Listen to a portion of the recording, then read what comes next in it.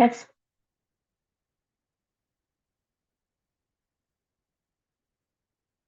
Okay. Only in my setting.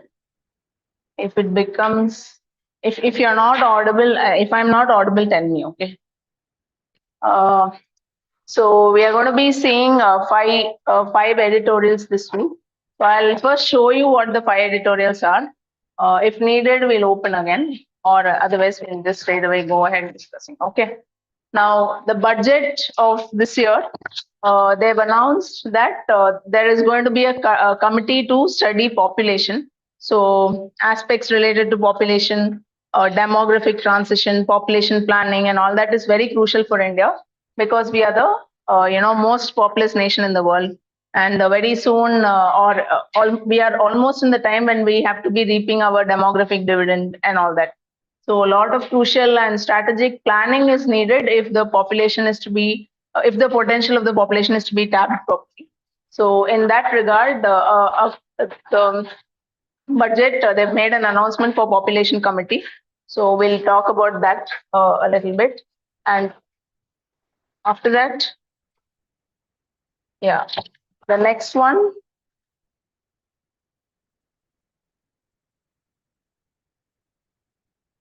Yes. Next, we'll be talking about the Uttarakhand Civil Code. So Uttarakhand has become the first state in India to have not the first, actually, the second state in India to have a civil code, but it is the first state which has actually enacted a law, a bill, and it has made it a law. Goa is the other state which has the uniform civil code, but that is from the Portuguese, setup. This one has been enacted in the present times. Okay. What Goa has is what has been inherited from the Portuguese, and so we'll be discussing about in that regard. And the next one will be about there recently Parliament has passed a bill to address cheating in examination. All these. Yeah, all in all the government exams and all that conducted by UPSC, SSC, IBPS, and all that, they're all competitive exams.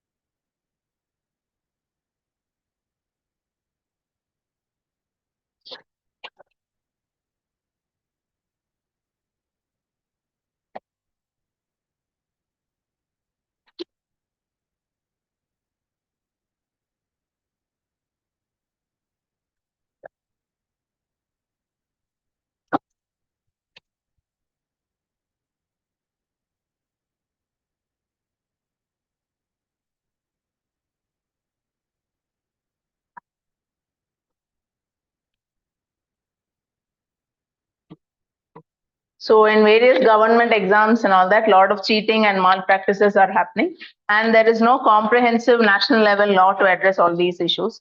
So in that regard, a bill is coming up now. So that we will discussing. We'll be discussing and getting some insights about that bill. And then the next one will be new orientation of higher education. Now this is regarding how higher education system can be modified a little bit so that the graduates of today obtain skills. So what they're learning now is all theoretical, which is making them there is a gap between the skills needed in employment and the knowledge that is acquired in college. So there is a need for a change in orientation of the higher education system. So little bit we will be discussing about that. So that is about the new orientation for higher education system. And guidelines for coaching industry. Recently what happened was the Ministry of Education, they have given some guidelines for the private coaching sector and all that. They've said that people who are less than 16 years should not enroll in should not be enrolled in these competitive coachings and all that. So that guideline has been given by Ministry of Education. So we'll be discussing about what are the guidelines given and why these guidelines have come about and all that. And the other one is about fiscal federalism. So how center and states are facing issues in the sharing of revenue, tax revenue, and all that. And we will also be talking about fiscal consolidation. Present budget, that picture of that editorial I don't have. Present budget has taken a stance towards fiscal consolidation. So why fiscal consolidation is important and how the government is aiming or looking at achieving this fiscal consolidation. All those things will be seen, right? So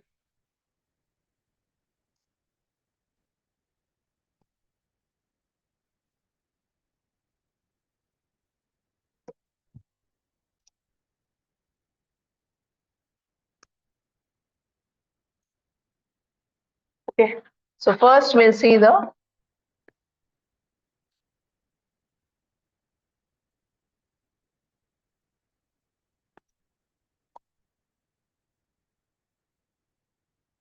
okay. So budget has actually announced a committee on population, and in this regard, you have to know that according to UN data, India is the most populous country, and our population is 1.43 billion. So already we are the most populous country. And again, by 2030, it is projected that we will have, okay, one of these two numbers you can remember. It is not that you have to remember both, okay? By 2030, it is expected to be this much, okay? So there is a need to, the perspective given by this author is that, this author, whoever has written the editorial on the population committee and all that, has said that India has already acquired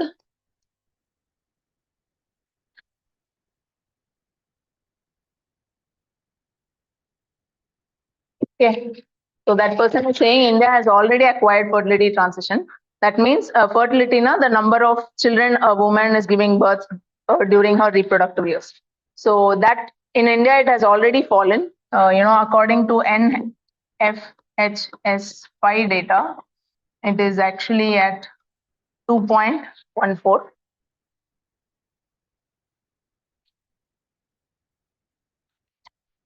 Okay. So this author is actually saying that current population committee need not actually focus so much on the population explosion.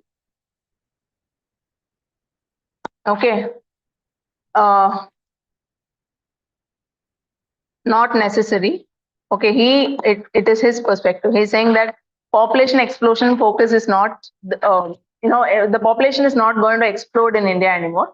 Fertility is naturally falling. So naturally itself fertility is falling. Explosion is not going to happen. But there are other priorities which are needed in population planning.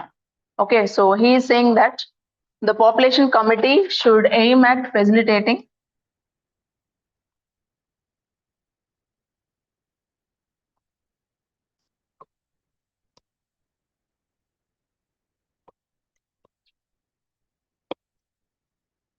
demographic transition. Demographic transition means, so now our population is like we have young age population, but skill sets are absent, education qualification, not everybody is enrolled in higher education, the health levels, nutrition level, everything is, it is not at the expected levels. We have a lot of problems. Okay, so this person, by demographic transition, you can say that he is talking about human capital. Okay, he's talking about human capital formation.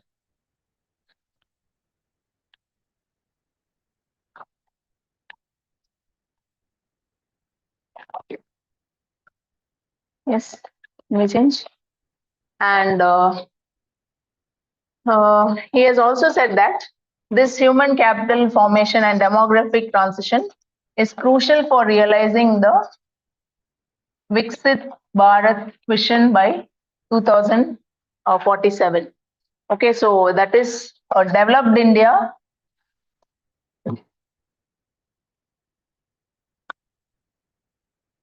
Okay, so right now India is focusing on Viksit Bharat or being a developed nation by 2047. So that developmental goal can be achieved only if there is proper demographic transition. And this author says that the population committee should, plan and make an agenda to facilitate that. And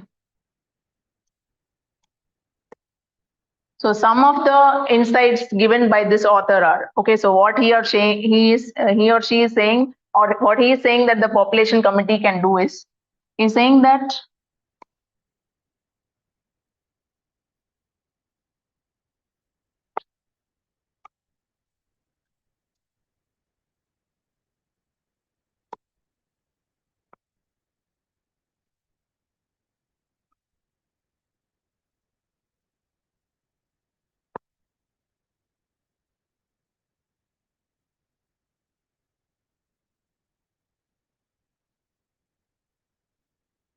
so he's saying that the employment nature in the coming years is going to shift towards a technological nature of employment, and we are going to move to more towards digital economy and all that. But right now, most of the workforce is in unorganized sector, and they do not have these technical skills and all that. The skill sets are not so high, but this is going to be the future. So for this, this person is saying there is need for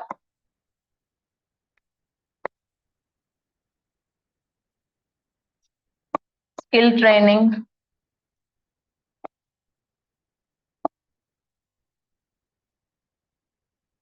on-job learning. So the author is saying that skill training and on-job learning are needed if the workforce has to be productive. And in this regard, you can actually note a data. UNICEF says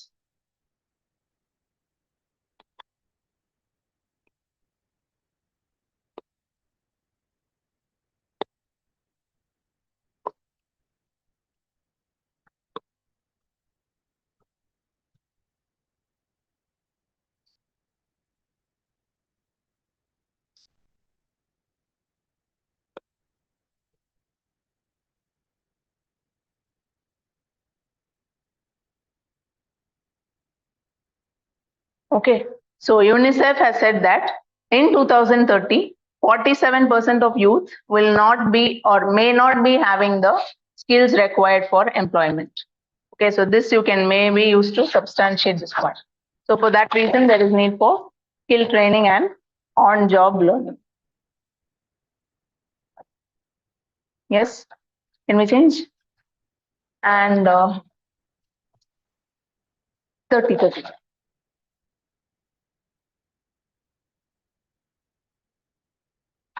Yes.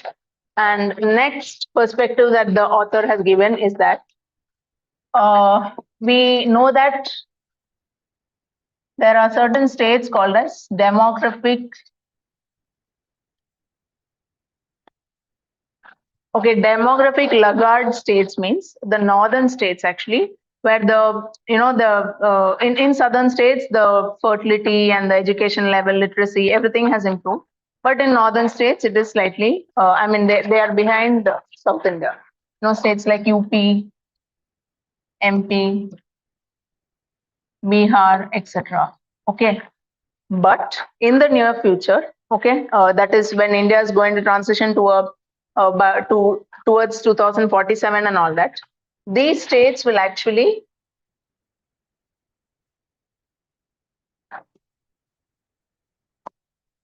have major workforce. Okay, so the author is saying that these states will have major workforce, and as a result, and also the other states, the developed states, in the developed states, dependency ratio will rise.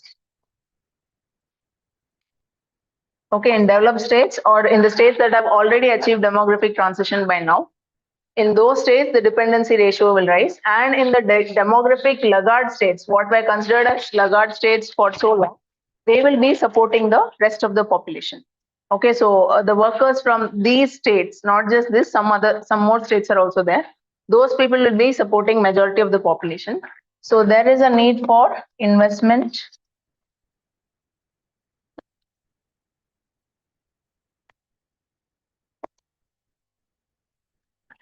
and he also has mentioned that the 16th Finance Commission in this regard should do equitable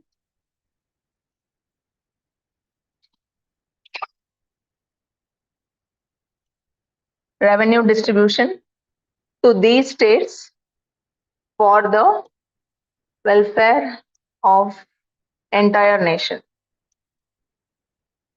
Okay, so he is saying that these states, that is your Bihar and the northern Indian states, which are so populous now or and considered demographic laggards, they'll be supporting the future, because in those states only dependency ratio will be less. Dependency ratio na enna, and the children no, that is those people who are below 15 years and those people who are after 64 years. Okay, those people and the population வந்து கம்மியா இருந்தா அது வந்து ஜாஸ்தியா இருந்தா அந்த states வந்து higher dependency ratio சொல்லுவோம்.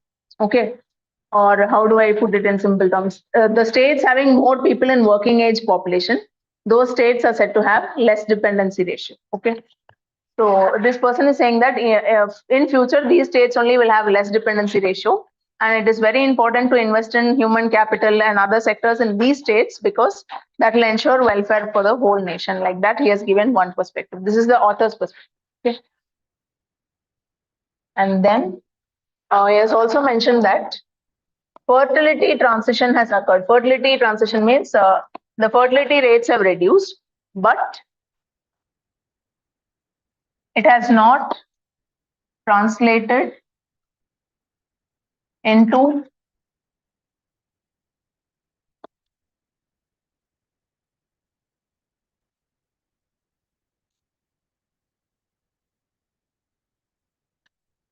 so he is saying that fertility has dipped, fertility levels have dipped, but despite that, the women's participation in labor force, workforce has not gone up to the expected levels. Earlier, women were having 5 children, 4 children, but now it has gone down to about 2. Ana kuda that extra time that they're getting, they're not investing in work.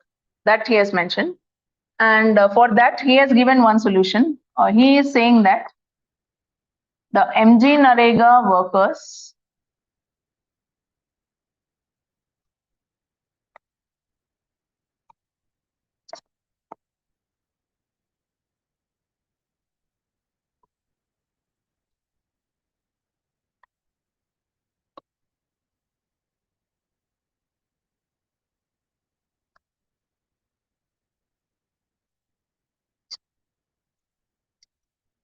okay, so this is the author's suggestion. He is saying that why women are not participating in work is because they have small children. So crèche facilities are not there adequately. So he is saying that in Anganwadis we can employ the MG Narega people, and they can be made to take care of children. And but these MG Narega workers, they are actually unskilled workers, right? They're rural unskilled workers only. So just like that, in Anganwadi, what actually happens is care is taken for the preschool learning and nutrition and all that. So just like that, we cannot leave MG Narega workers with the children. So such workers, they can be left to take care of the children along with a skilled supervisor. So that supervisor will coordinate along with MG Narega workers, and children can be taken care of. So that is this author's suggestion. And next, he has spoken about old age group. So about old age group, what he is saying is that he's saying retirement age should be rising.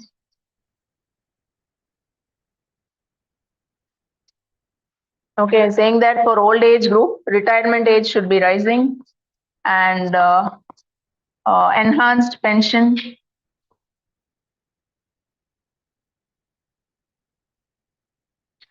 Okay, and then he has also mentioned easy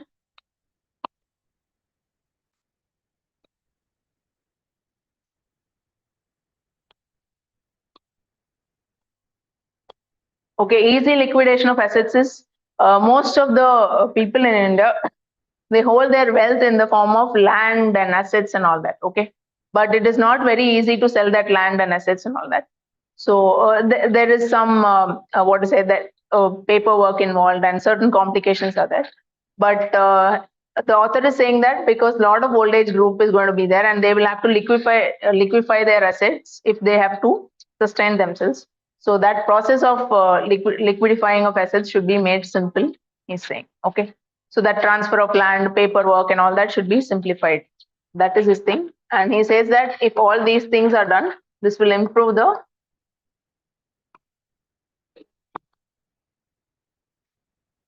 self-reliance of the old age population.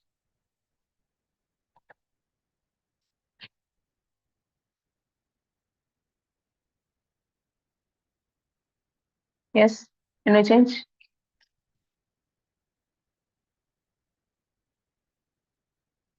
Yeah, or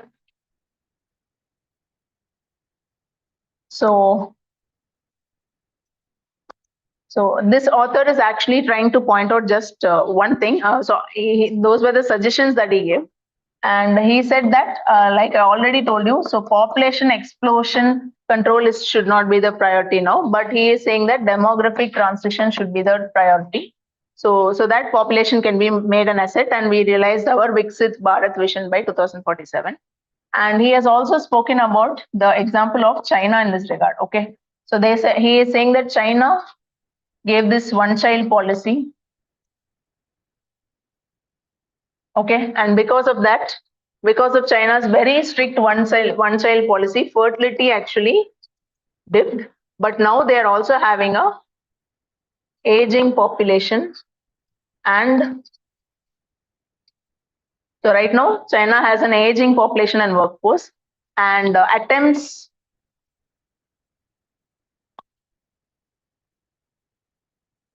to boost fertility not yielding.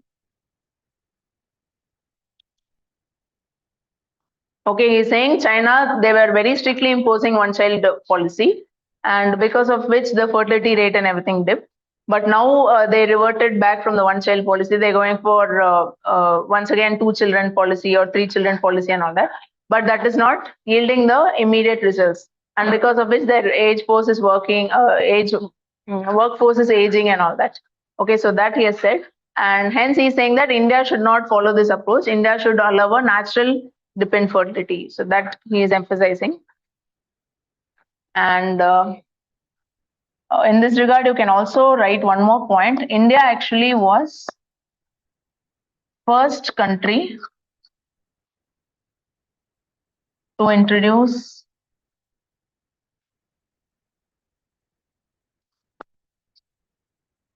family planning. So in the world, we were the first country to introduce family planning. So this you can maybe write in your answer.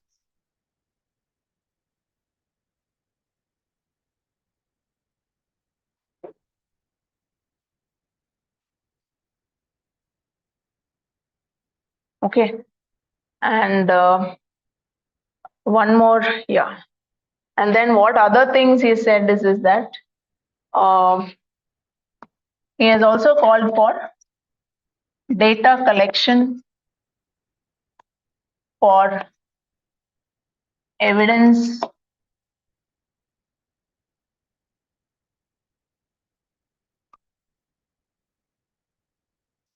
okay, data collection means data collection related to population based data collection for evidence based what do you call policy making. So data regarding what is the skill set, what is the health level, what is the nutrition level, and these kind of things. For example, you can say because of COVID-19, lot of children dropped out of school. Okay, so in different areas, if you have the data on how children dropped out and all that, you can actually plan the way to bring them back to school. So in every way, for every aspect, data collection will help in the appropriate way. And he says that there is a need for regular census survey, and he has also called for data audits. Okay, data audits to ensure quality data. So not mere data collection, the data collection quality has to be there. Properly it has to be collected, properly it has to be sorted, categorized and used. And in this regard, he has also stated that best practices can be picked from institutions like World Bank, UN, academic, and okay. So he has emphasized a lot on data collection so as to improve the population's quality that we have. So he has given all these things. So after saying all this, he has also said that population committee should work along with the 16th Finance Commission. So 16th Finance Commission, they will decide the how the money and resources of the country are going to be in place. So they should plan along with the 16th Finance Commission so as to facilitate human capital development, demographic transition, and developed India by 2040. So that is what he has spoken. Yes. So this is about the population committee.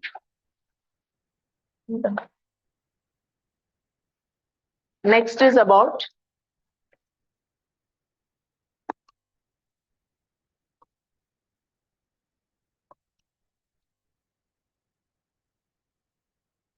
okay. So recent union budget has given once again increased thrust on R&D. So year after year, in India is moving towards focusing on R&D, and this year also has been no different. So actually, Finance Minister has announced 1 lakh.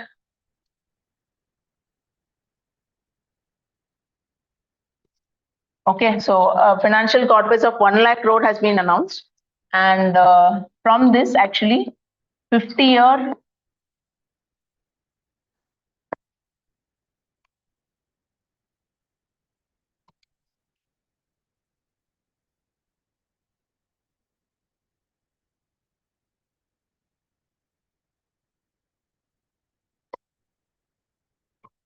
Okay, so from this 1 lakh crore corpus, interest-free loans for 50 years will be given to promote R&D in various sunrise sectors. So this is one step by the budget, and budget has also spoken about enhancing deep tech R&D for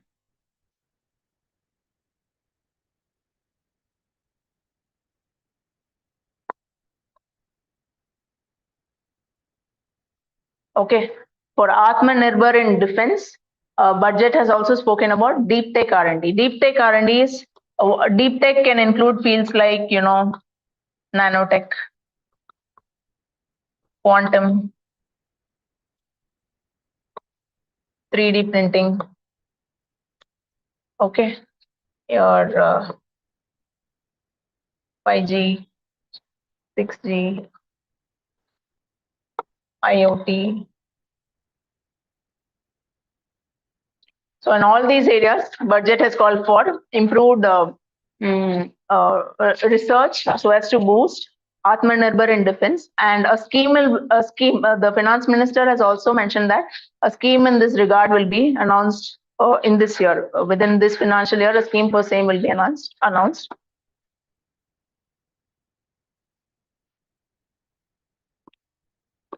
And the budget is also looking at promoting deep tech startups. In general, they're looking at promoting deep tech startups.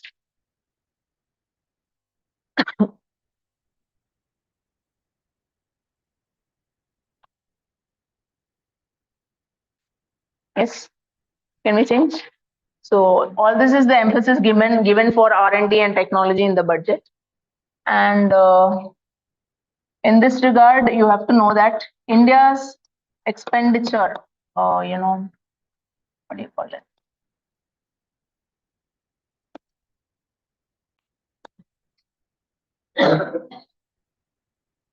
Okay, our gross national expenditure on R&D is 0.7% of GDP, whereas the world average is 1.8. So world average,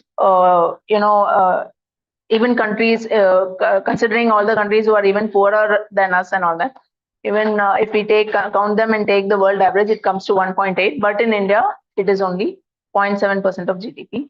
So, and why this is a matter of concern is because we are actually the fifth largest economy in the world.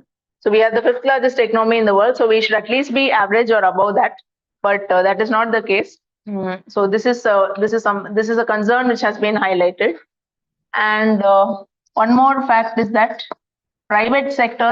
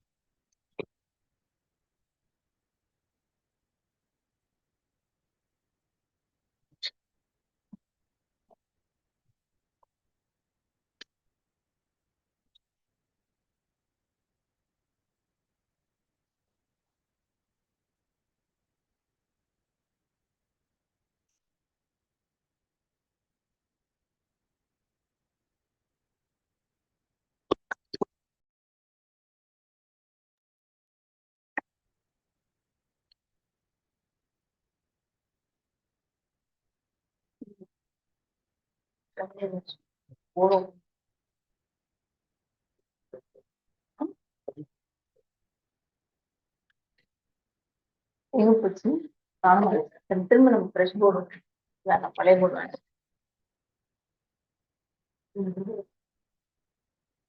So under entry 5 of concurrent list. Okay, so under entry 5 of concurrent list, matters like marriage, divorce, and inheritance. In this regard, state can actually make laws. So based on this also, Uttarakhand state has all authority to pass a uniform civil code. Okay, and then Supreme Court in the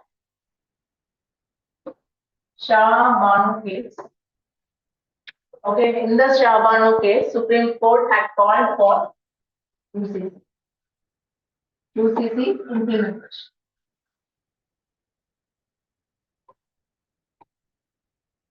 In the Shah Banu case verdict, okay, in the 1985. So that time Supreme Court had called for implementation of UCC.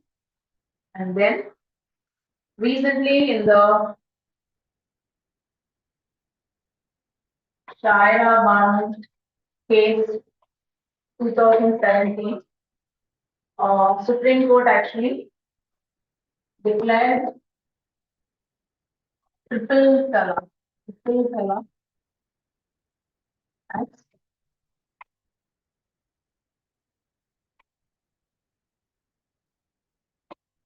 okay. So in the Shaira Banu case, Supreme Court declared triple talaq as unconstitutional. So such kind of practices which are in violation of gender justice and all that, that also Supreme Court has condemned such practices. So indirectly, Supreme Court in this case also has supported for the Uniform Civil Code. And in the Minerva Mills case, okay, in the Minerva Mills case, Supreme Court said that Constitution is based on balance between fundamental rights and UPSC. Okay, so in the Minerva Mills case, the Supreme Court had called for balance between fundamental rights and BPSP. So in that regard, despite fundamental rights like religion and all that being there, Uniform Civil Code may be a welcome change like that. It is an indication. So this indication has been given in the Minerva Mills case. Okay, so all this is the background.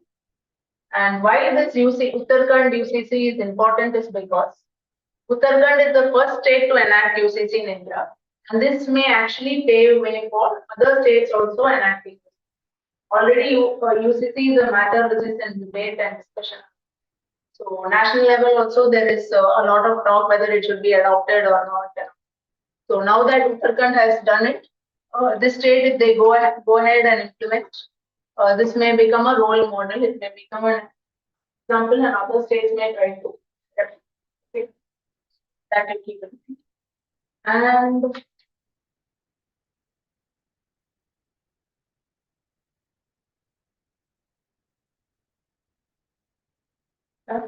next is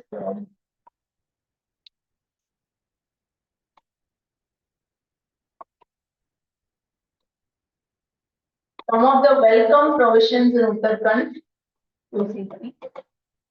So in this UCC, they called actually for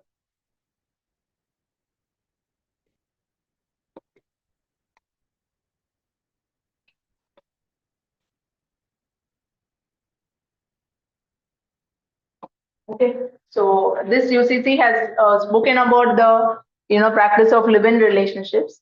So they've recognized that relationship and they've called for registration within 1 month. So within 1 month, they're saying that any sort of a live-in relationship should be registered within 1 month. If it is not registered, penalty can be there, and I think some 10,000 penalty and 3 months of jail. So if the registration doesn't happen within 1 month, so this is a major point in the Uttarakhand UCC, and this one also recognizes .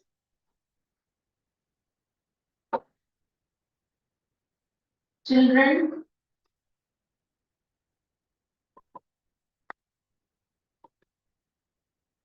so children who are born out of live-in relationship or other type of relationship, not the live-in type, but any other type of relationship, any sort of relationship which leads to birth of children, or such children will be recognized as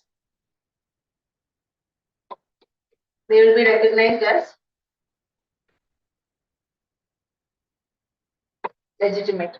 So it is legitimate children. It's not that they are children who are born only through marriage. Children born through live-in or any other form of relationship, such children are also considered as equal and they are counted as legitimate children. So that has been done. And about live-in relationship, the code also allows for termination.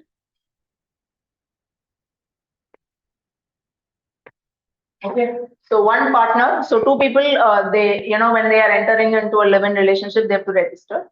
And one person, even if he decides to, call it off, that person can give the representation and terminate the relationship.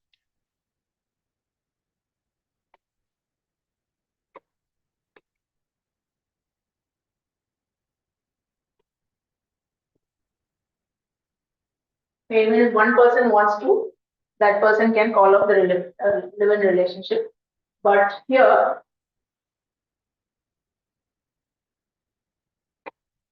like in marriage, in this case also, a woman can demand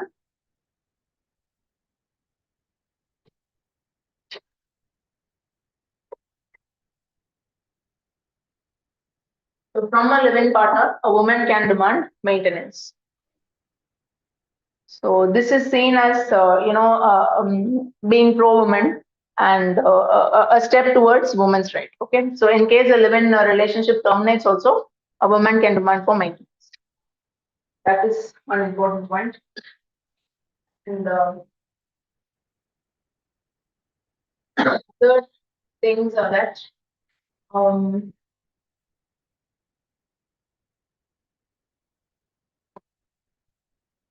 equal inheritance.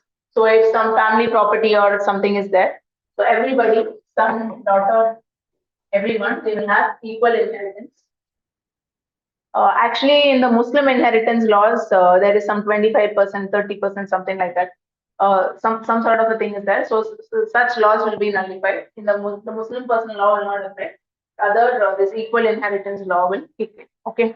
Already it is there in the Succession Act, which is there, and it's applying to Hindus, but it was not being applied to the other communities. But now they will also be covered.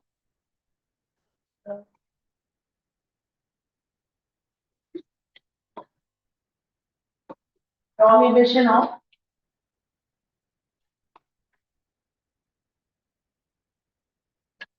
child marriage is being prohibited. So according to Uttarakhand, now the standard age of marriage for all communities is, for all religions, it is 18 for girls and 21 for boys.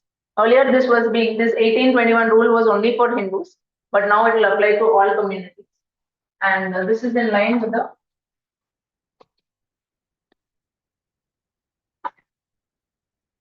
Hindu Marriage and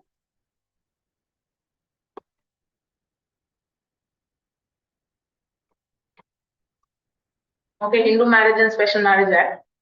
In the mostly it is being compared with the Muslim community rules only. So actually, in the Muslim community rules, I think it is given as puberty. Puberty or 13 years is given as the age of marriage. So that will not be the case. Now it is going to be 18-21 standard for all. So if at all they're asking you to analyze something and write about this, maybe you can say, yeah, now that they're not enrolling, I mean, they're not going to get married at 13 or before 18, it will increase the scope of participation in education, higher education. Like that, if they ask you to do some analysis, you can positively support that and write. Or you can also go ahead and write, why have 18-21, have 21-21, equality for all.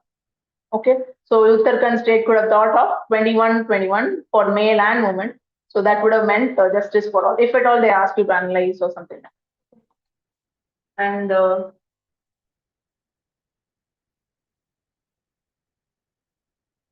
what is this? Ban on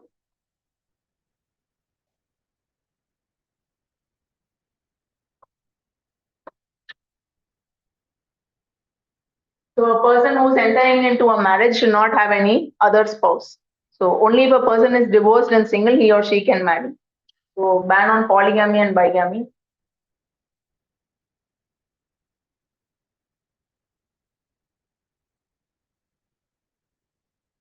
Yes. And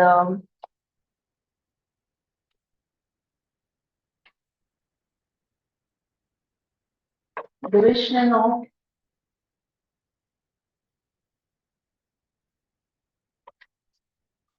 matrimonial estate means so every time a marriage happens, the joint property and assets and everything will be there.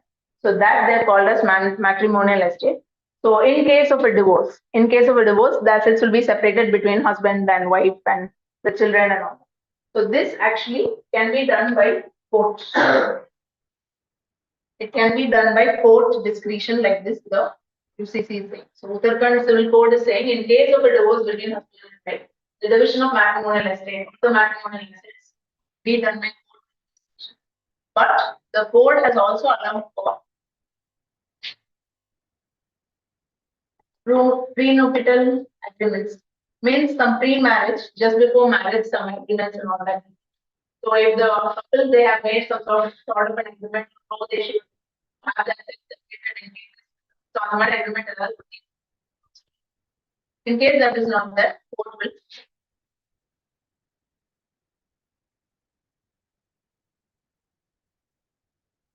Okay. Child marriage has been prohibited and age this way no.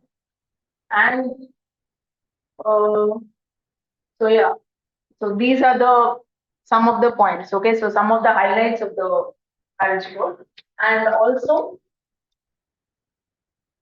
you can say in the positives that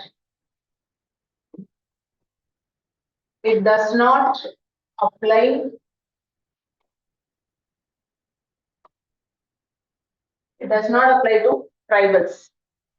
This law does not apply to tribals. So tribals actually they make up about 3% of the Uttarakhand population. So they do not have any religious law or personal law or anything. So they have been left aside. Like in the sense that state is not trying to interfere in their cultural practices, which is seen as a good thing.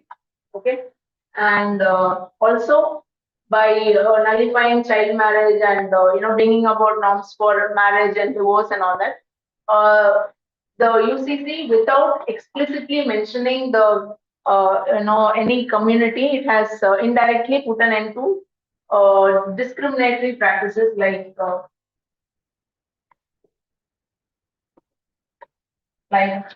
it has put an end to triple talaq.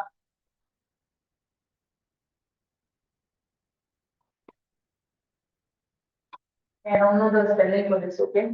So these are some practices which are followed in Islamic community. Now the UCC has said that triple talaq is, it's a divorce which happens between a man and a woman, but there is no court or head.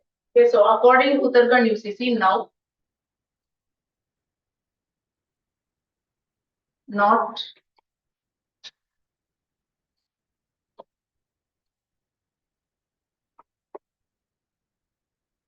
so any sort of a divorce between any married couple, if they want a divorce itself, they have to go to court.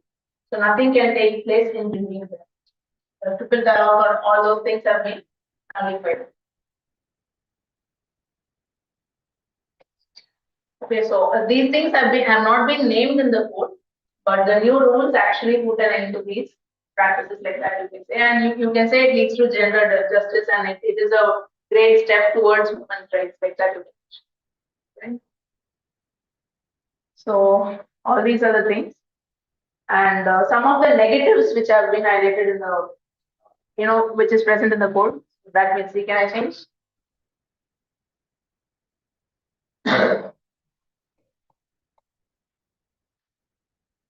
The issues in the Uttarakhand UCC.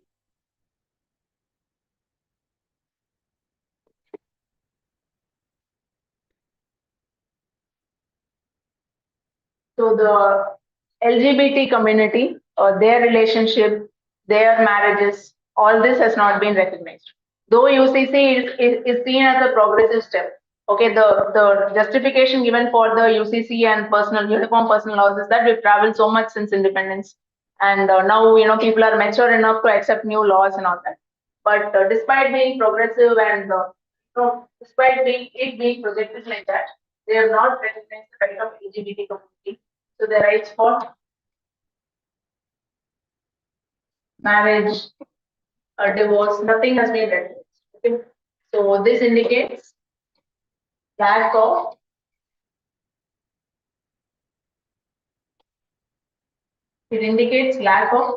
gender equality.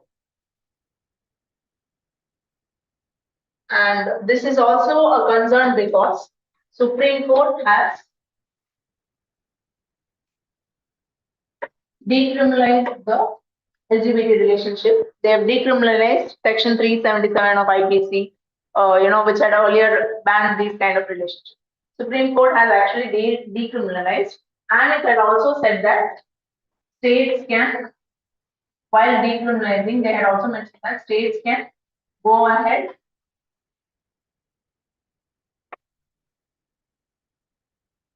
and recognize. So Supreme Court had given the nod for states to recognize these kind of relationships, but that has not been done by Uttarakhand Civil Code. So they've enacted a civil code, but they have left out this community. So that you can say. And what else?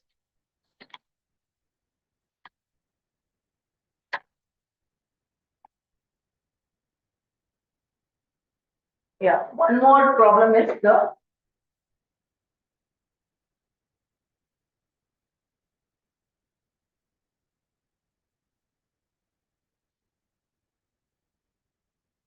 Supreme Court recently in its judgment had recognized irrevocable breakdown of marriage. Irrevocable breakdown of marriage means a marriage will end with immediate effect. So after that, the couple do not have to live together. They will be granted divorce immediately. So this was actually recognized by Supreme Court in a recent judgment. However, the Uttarakhand Civil Court has not recognized. So they have said that marriage breakdown need not be irrevocable. So for some time, the cohabitation and such rules, such obligations can be imposed on the couple by the court. So with immediate effect, marriage will not end like that. They have like that the Uttarakhand Civil Code has stated, and this is seen as a step backward because it is not in line with the Supreme Court judgment, which had supported irrevocable breakdown of marriage. Okay, so immediate marriage terminate agadu அப்படின்ட்டு சொல்லி like that they've said. Okay, so court can actually demand again for a cohabitation. So the couple, whoever is fighting, they should actually try to make their marriage work again. So that concern is. And next concern that has been raised is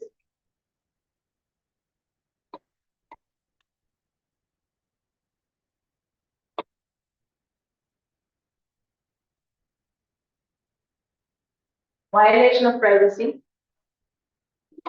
This was recognized as a fundamental right under Article 21 in the Uttarakhand case. So where privacy is being violated means because of registration of. So when people are made to compulsorily register their live-in relationship, this is seen as a grave violation of their privacy.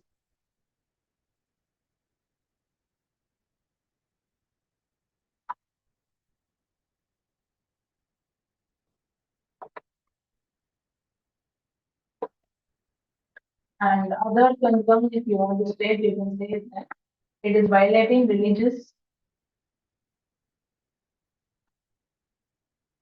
pluralism. So various communities, they have been for generations together or for centuries together. They've been living under their religious personal laws, and that is how their marriage and adoption, succession, inheritance, everything is governed by that. So அப்படி இருந்துட்டு இருந்தவங்களுக்கு வந்து suddenly if their cultural and everything is put to an end, and suddenly they say that from tomorrow onwards you have to follow this rule, it may be very, very hard for them to accept. Okay, and like that you can say. And before bringing in these kind of changes, consensus should have been built with them, with such communities, like that you can mention. Also, you can say Law Commission in 2018. So if you're giving points against Uniform Civil Code, you can also mention this. In 2018, Law Commission had mentioned UCC is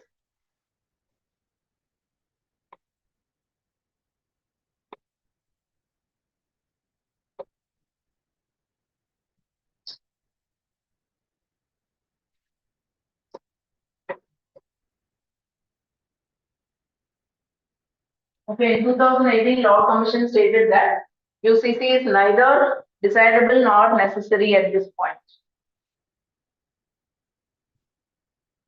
So while you're talking about religious things, you can mention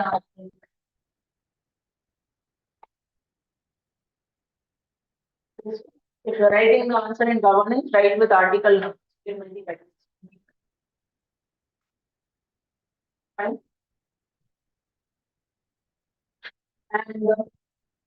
And so this is the status. Okay, so we've seen points. What are the highlights of that code we've seen, and what is the problem also has been discussed. And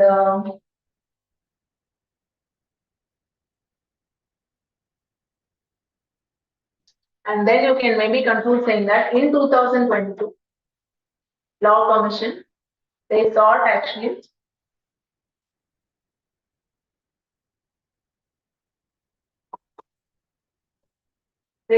public opinion on Uniform Civil Code. Okay, so based on the public opinion, it'll be decided whether such a code is needed or not. And you can always say making a committee by involving all stakeholders from all religious groups. And you can say there's a need for consensus building. Okay, so these are some general points if you are asked about it. So committee means if you are going to bring your one set of laws for all religions, then you should call people from Hinduism, Christianity, Muslims, Parsi, Sikh, Jain. So LRU Kuptu on that basis only it should be decided, rather than being imposed on all communities.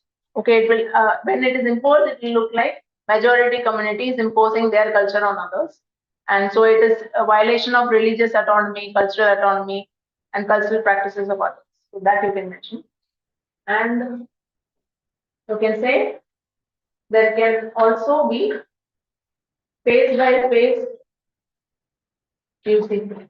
So it can be one step at a time. Like for example, triple talaq, that was abolished. And then there is also right now the government is trying to bring uniform marriage age, 21 years for all genders, for all people of the nation. So like that, one by one piecemeal approach can be taken rather than imposing it as UCC. So when it is done step by step, it will look like something which is being done for all people in a uniform way. And it will not look like imposition. That you can say.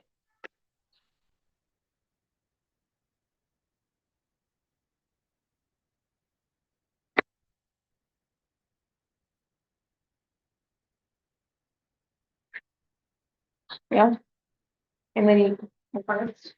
So this is about Uttarakhand UCC. Next editorial is about discuss. So actually we have 3 editorials, all small ones only in the education sector. 3 things. So I thought I'll discuss everything related to this. So one is actually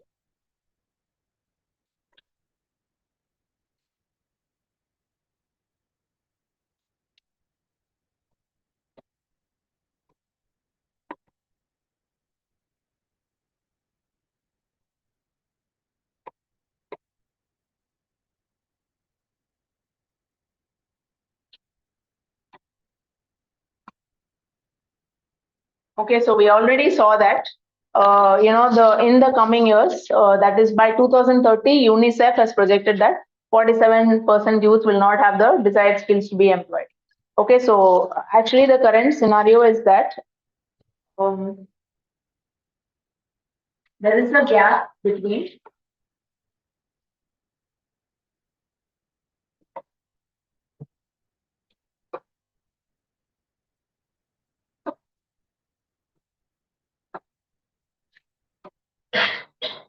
Okay, there is a gap between skills acquired through education and skills needed to be. Okay, so to be employed, certain skill sets are needed, but the education system that we have is not actually, imparting these skills to the students. Okay, so it is actually based on rote learning, theory-based approach. Okay, so practical approach is missing. Or industry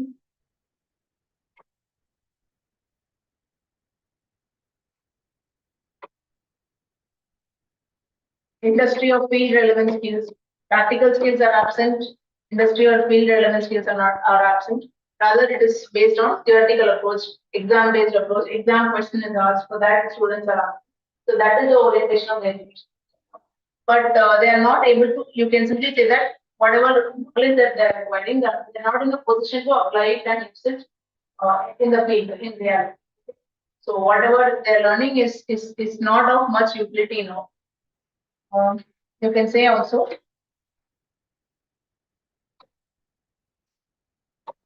in the engineering curriculum, lack of skills focus. You can also compare it with whereas medical, there is a compulsory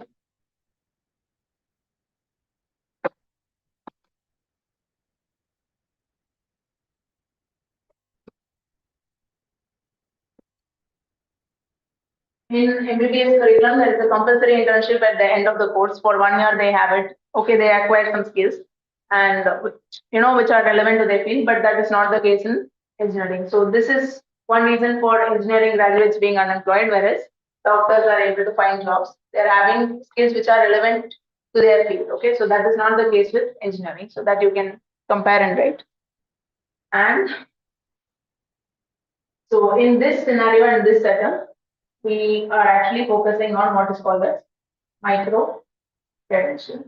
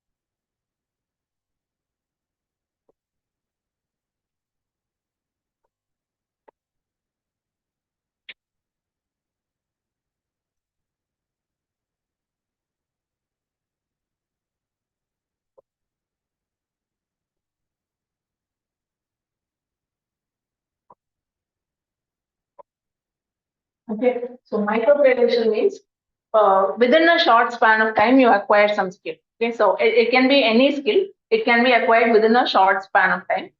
It can be 1 month, 2 months, 3 months, 6 months, and within that time you can acquire any sort of a skill. So the skill can be actually beginner level skills. So actually, as of now, uh, there is scope for getting beginner level skills, intermediate level skills, and also advanced levels.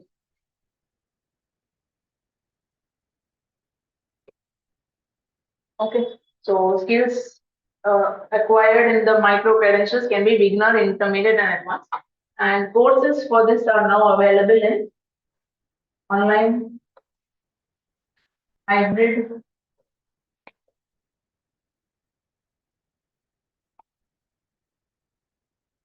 all these modes. Courses are available for micro credentials. and it is being actually facilitated by players like Microsoft, Google, LinkedIn, ADX, FutureLearn. So all of them are giving specialized skill and specialized knowledge to youngsters of today. So whoever, even irrespective of that person has a degree or not, or he or she can acquire these skills, and these skills are actually today market relevant. Okay, so it is what very much it is what is very much needed in the workforce today. So அந்த skills இருக்கிறவங்கள வந்து வேலைக்கு எடுக்க ஆள் இருக்கிறாங்க. So those kind of skills these people are giving, and it's a short course. Certification will be given for them. So quality compromise is not there. Good quality skills are being imparted, and the skilling levels are also are there at different levels, and course also is there in different modes. Like this author is saying, okay, and he has also compared this with a macro credential.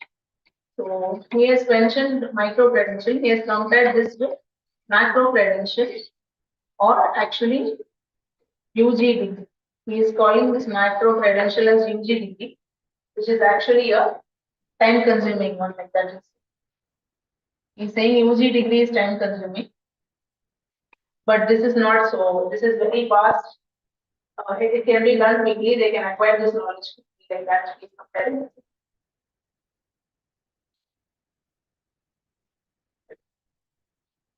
So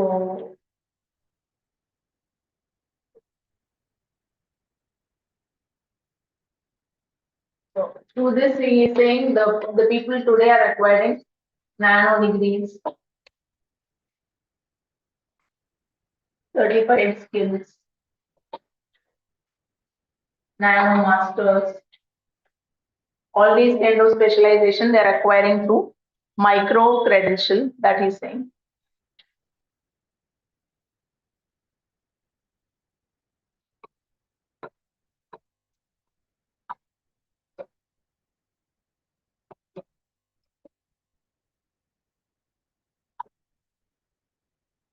Okay, there is something called as National Credit Framework, which is there in the Indian education system. So for different subjects, different credits are there. Okay, or subject in engineering also, if you've done your subject would have had some credits and all that, right?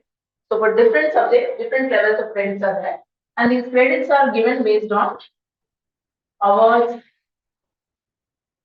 spent in class or lab. Okay. So what this person is saying is the National Credit Framework already has something like this. Okay, so for all the learning that is happening, they are giving different credits to different subjects. So he is saying for micro credential also, NCRF or National Credit Framework can give credit ratings, and they can set the level of skills needed for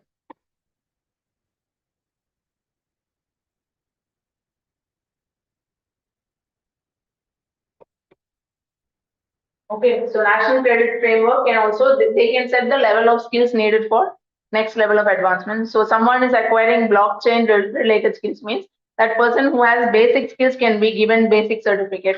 And then if he has higher level skills, next level, beginner. So like this, everything can be identified. And all these skills are actually portable and stackable in the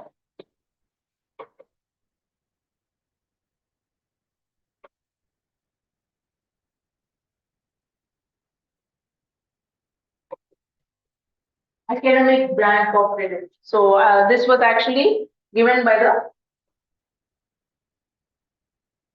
NEP 2020, National Education 2020 spoke about academic bank of credit. So they said a person, he or she does not even have to do 4 years of college. If he does 1 year of college, for that he will have some credit which he can store in his academic bank of credit. So ஒரு இண்டிவிஜுவல்னா அவங்க என்னென்ன skills acquire பண்ணிடுறாங்களோ அது வந்து அவங்க அங்க store பண்ணிட்டே வரலாம். 2 years படிச்சாங்கன்னா அதுக்கு ஏத்த மாதிரி சர்டிபிகேட்ஸ் இருக்கும்.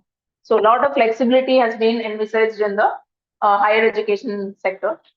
For that reason, bank of credit is being facilitated. So என்னென்ன level of skills இருக்கோ அது எல்லாமே certify பண்ணி ஒரு one person can hold it together. Okay. So national credit, this person is saying that national credit framework can, recognize the skills acquired through micro credentials, and all those skills can be stacked and put together in the academic bank of credit. And this academic bank of credit was already envisaged in the NEP 2020. Okay. And also, what else is there? Yeah, he also called for higher education curriculum. He called for modification of higher education curriculum to inculcate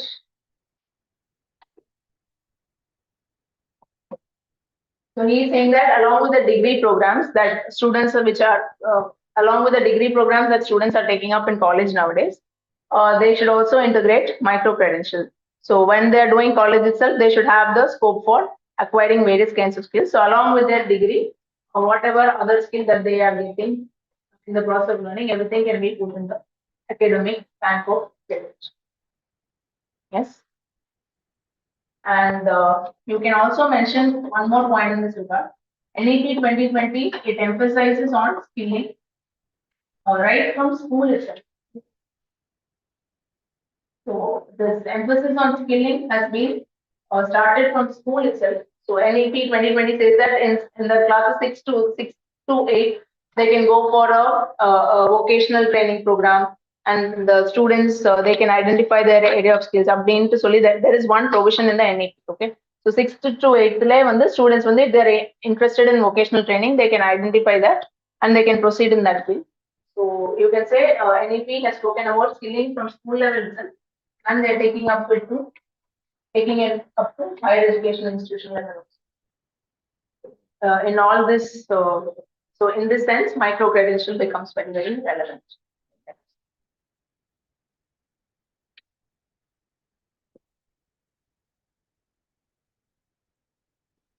Yeah. So this is about this micro credential thing. And next thing in the education sector is the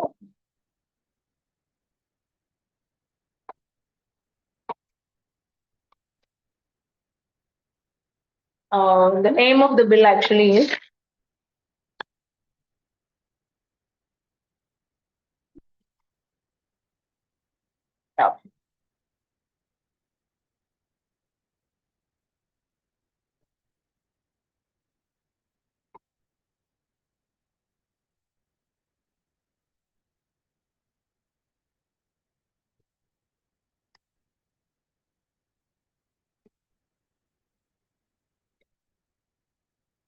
okay. Public exams prevention of unfair means bill. So the idea is to have a comprehensive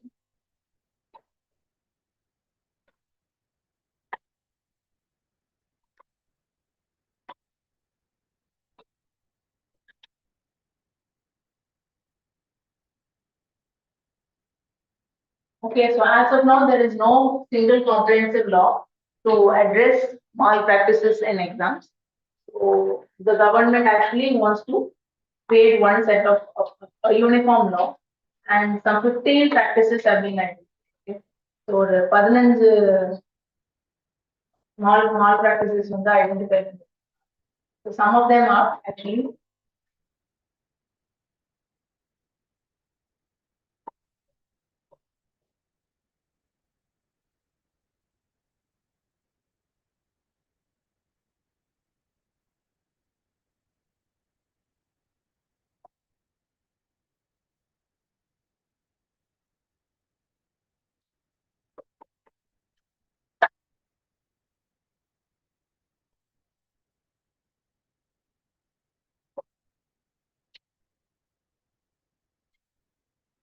Okay, so tampering with OMR, paper leak, altering the merit list, or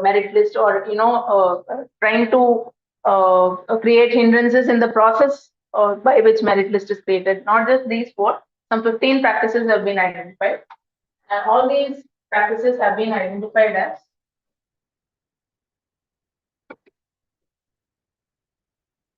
cognizable and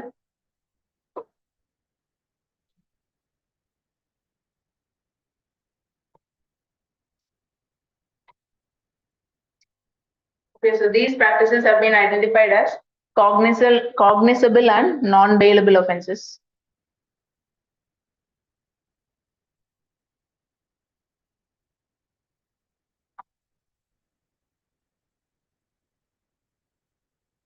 And through this bill, they want to address or prevent. Can I change? They want to prevent an organized threat. So this paper leak and all these things, all the 15 practices identified here, this has been recognized as organized crime for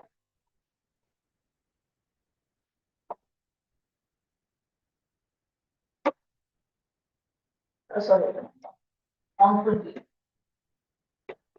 Okay, so all these practices, especially paper leak and all that, has been identified as organized crime for wrongful gain.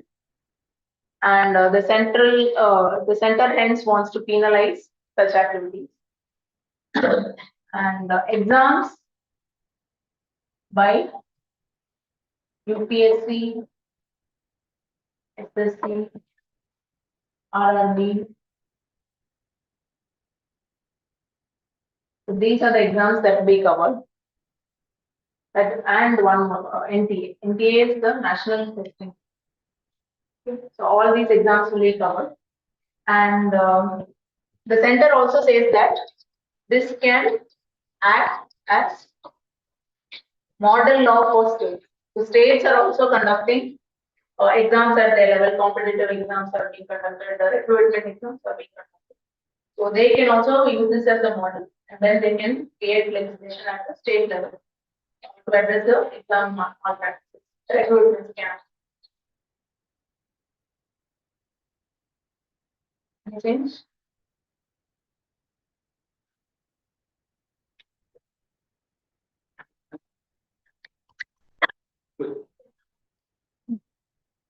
Start with them. If you want to talk about it. A live go.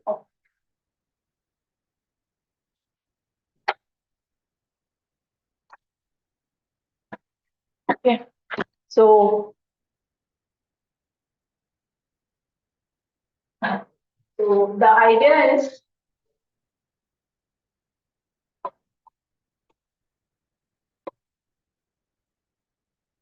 so the idea behind this bill is that the meritorious youth future should be. The idea behind the youth is to safeguard the future of the meritorious youth. So whoever is working sincerely for this exam, they should be awarded. They should be getting whatever they are deserving. So that is what is the justification given behind this bill. And they've also said that these kind of things like exam paper leak and all this leads to unnecessary trauma for youth, their families, successive batches. So one batch is writing a competitive exam. At their level, some scam has happened. Means next set of people who are waiting to write that exam, they are also affected. So all this is unnecessary issues, unnecessary trouble. So all this has to be prevented like this. The bill is saying, okay. So அந்த மாதிரி issues வந்து avoid பண்ணணும் அப்படின்னு சொல்லிருக்காங்க. And in this regard,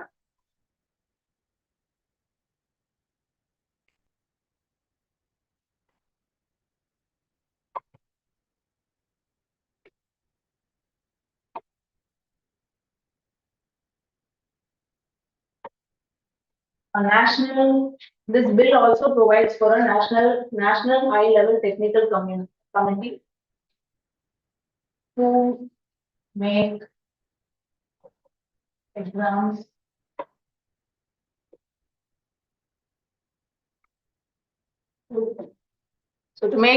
foolproof. A national high level technical committee has been proposed by the bill.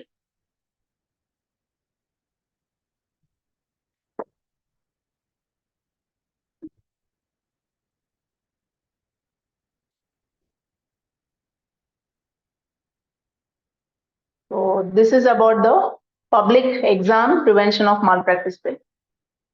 Next one about this education is the coaching.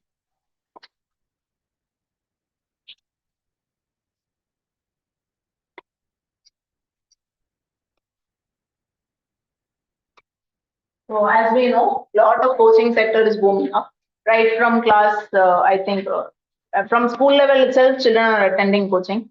Be it for exams like IIT or your NEET or preparing for some other competitive exam. So this coaching sector is booming a lot. And keeping in consideration the safety and well-being of students, Ministry of Education,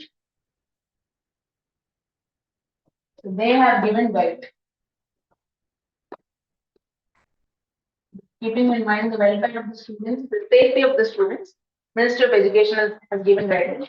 Why safety means, if you see in Kota, this coaching industry places there, no, in Rajasthan. So there are lot of student suicides are there. The student suicides are very, very high. The students are under high pressure. Stress is there. Okay, a lot of pressure is there. Peer pressure, stress, competition, and all that is there. That is driving students to take the extreme step. So government has been noticing this, and because of all these things that are happening, Ministry of Education has given guidelines. So under the guidelines, what it's stating is that first point is, can I change?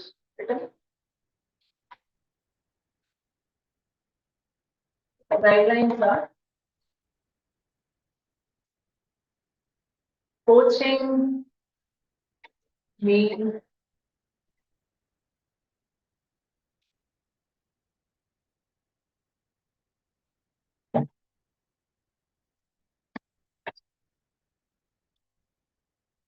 okay, so coaching should be restricted to those who are actually above 16 years or those who have passed 10th standard. Only for them, this coaching and all that should be given.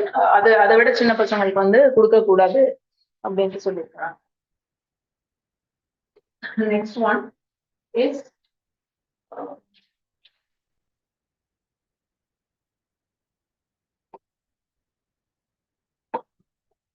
the coaching centers should provide counseling facilities to students. So they should monitor the students and provide counseling facilities to them.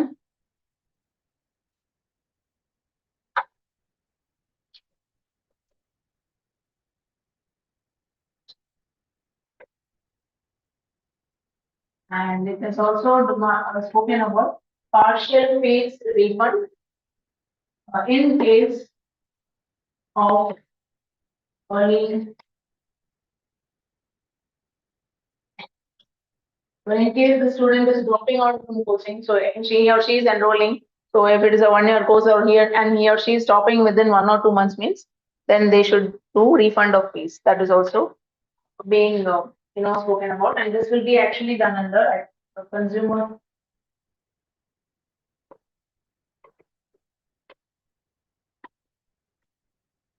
Okay, so this will be facilitated under the Consumer Protection Act.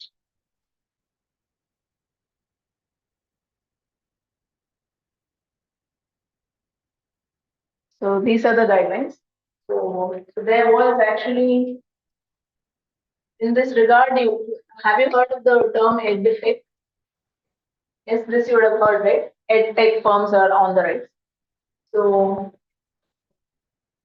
about this coaching and coaching sector and all that, a little bit of negatives. Okay, yesterday there was a discussion between two people. They were discussing whether it should be there for 16 years and above or not, whether the age restrictions should be there. So based on that, we've just selected some. So the positive aspect of having these kind of coaching and all that is that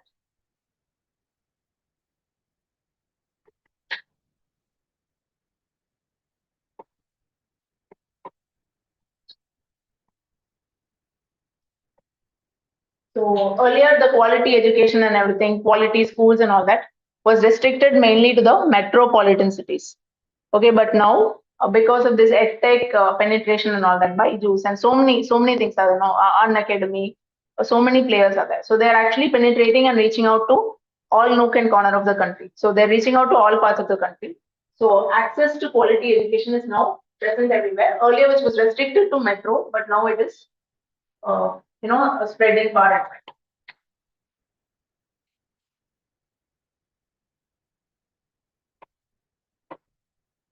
Okay, that is one.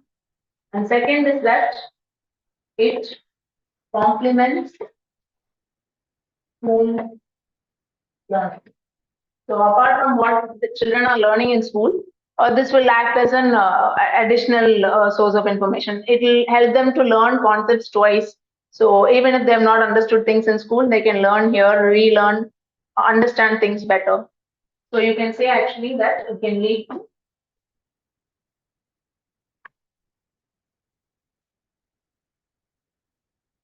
foundational learning outcome.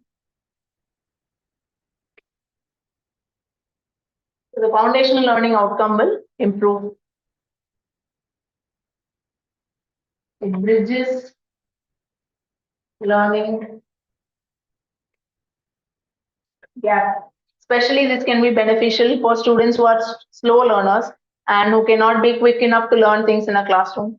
So they may need repeated sessions, repeated listening and all that. So this will, this edtech model will actually help them achieve it. Then you can say that's to, yeah. So pedagogy means teaching techniques. So new and innovative techniques are used. So the new techniques will help the students to understand concepts in a better way. So interesting methods are used. Pictures, illustrations, videos, demonstrations, எல்லாமே பண்ணுவாங்க. So because of that, children will learn things better, easily, and it will also stay in their mind. So those kind of things you can say. Other positive is that you can say it leads to job, GDP. Okay, so you can also mention the economic aspect. But coming to the negative, you can say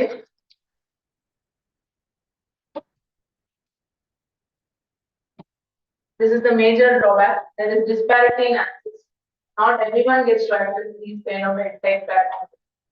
It comes at a cost. Only those who can afford will be able to access. That problem is there.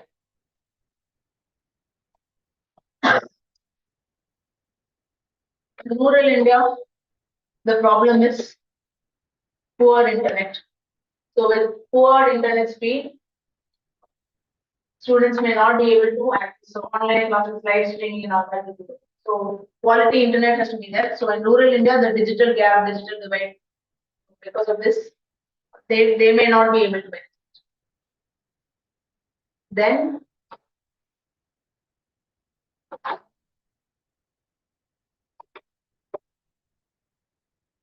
see, in 6th or 7th standard, students are pushed into this IIT, JEE, or NEET. That level is there. Students do not even have an understanding about what career they are. 6th or 7th படிக்கும்போது அவங்களுக்கே வந்து என்ன வேணும் but the parents actually want them to enter the top engineering colleges or they're pushed into it. Only when the child goes after he or she turns 16 or something like that, he will get some idea, he or she will get some idea about what career to choose, what is the area of interest that he or she has. With some age only they'll be able to find out. But இவங்க என்ன பண்றாங்கன்னா because of the coaching and everything starting in early classes, parents are pushing them into it, and students are taught in this. Once they get into that coaching and everything, so they are again and again chasing the same targets and goals, and it makes life very stressful for them.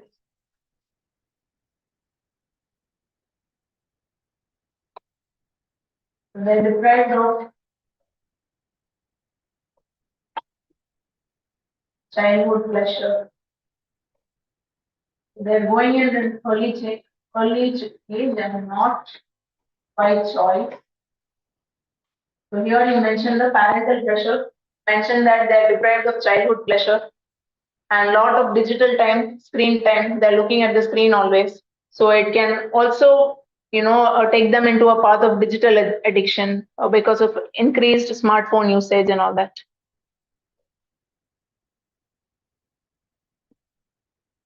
Okay. And in worst case scenarios, a failure in competitive examination is also leading to extreme steps like suicides. That also you can mention in negative. So that was the very idea why the guidelines were given. Okay.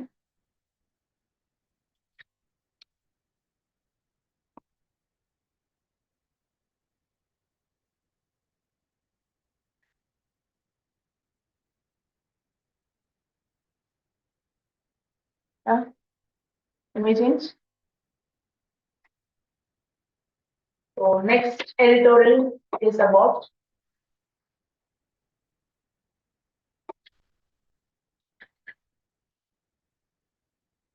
fiscal consolidation. So present interim budget in India. So the focus is the government has not gone for a populist approach.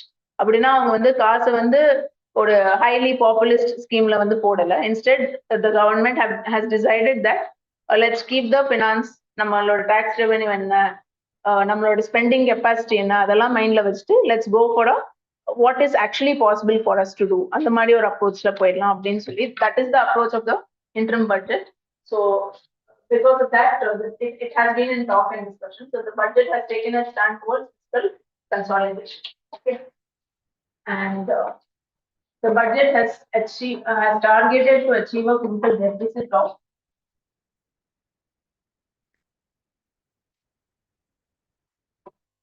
for 2024-25. The budget deficit target is 5.1% of GDP.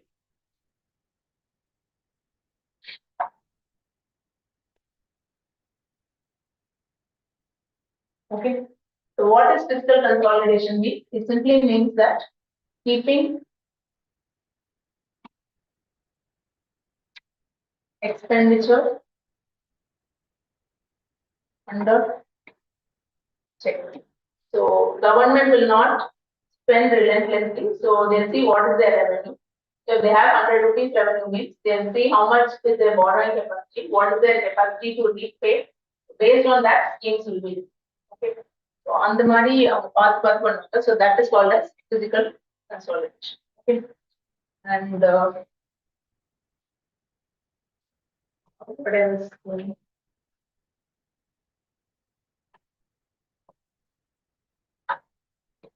So before this, you'll be knowing anyway. Physical deficit, you'll be knowing, right? So physical deficit actually occurs when expenditure is greater than the tax revenue that the not just tax revenue, when expenditure is greater than revenue that the government. That is physical deficit. So why consolidate?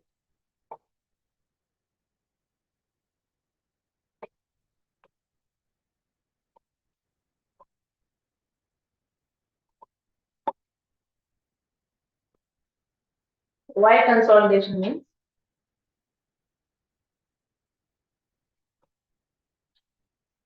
So keeping FD means physical deficit under check. So that is the main motive. And why we should keep this under check means high physical deficit can lead to problems like inflation. So அது எப்படி நடக்கும்னா இப்போ government வந்து when it is spending beyond its capacity, beyond its income levels. So government வந்து இல்லாத காசு செலவு பண்ணிச்சுன்னா அவங்க என்ன பண்ணுவாங்கன்னா they will ask RBI to print more money.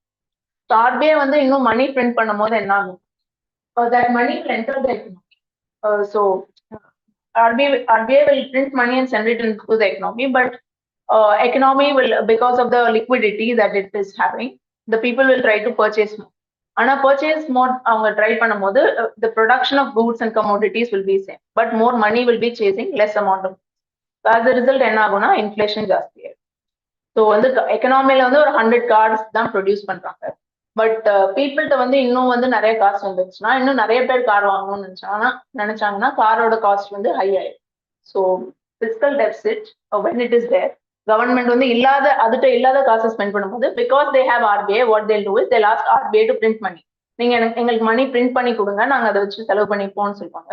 But ultimately what RBI is printing will come into the economy, will go into the hands of people, and then people will try to buy goods and everything. So that will lead to the problem of inflation. Okay? And inflation is very, very dangerous for them. So consolidation is happening because inflation has to be kept under check. That is one. High inflation can affect credit ratings, especially the international credit ratings. The government of India, for the sovereign debt na, the debt, the other country or national government is that we call it. So based on that sovereign debt, international agencies or rating agencies like Fitch, Moody's, S&P, the மாதிரிலாம் சில agencies இருக்காங்க. So அவங்க வந்து ஒவ்வொரு கண்ட்ரியோட கவர்மெண்ட்க்கும் எவ்வளோ dead இருக்கு, எவ்வளோ கடன் இருக்கு, இது கண்ட்ரி அவங்கள்ட்ட வந்து காசே எல்லாம் அவங்க இவ்வளோ பாரோ பண்ணிருக்காங்க, அவங்க ரொம்ப அன்ஹெல்தி, அவங்களுக்கு நீங்க வந்து காசு கொடுத்தீங்கன்னா அவங்களால திரும்ப ரீபே பண்ண முடியும் அப்படின்னு சொல்லிட்டு இருக்காங்க. These kind of ratings. So in the international bond market, government of India will also go. And for that, good credit ratings are very, very. So நம்ம வந்து ரொம்ப பாரோ பண்ணி ரொம்ப செலவு பண்ணிட்டு இருந்தோம்னா நமக்கு இந்த கிரெடிட் ரேட்டிங்கே வந்து poor ஆயிடுச்சுன்னா then we cannot avail enough credit or cheap credit from the international bond.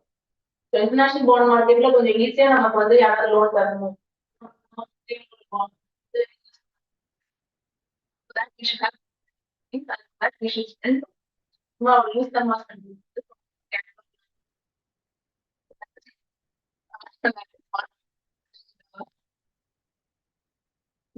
So that is about high inflation. And then,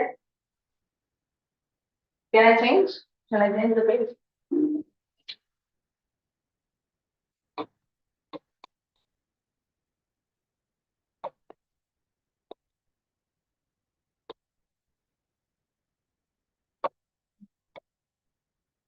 So in the international bond market, they have to get cheap credit. For that, they should have good ratings from the rating agencies. That is one.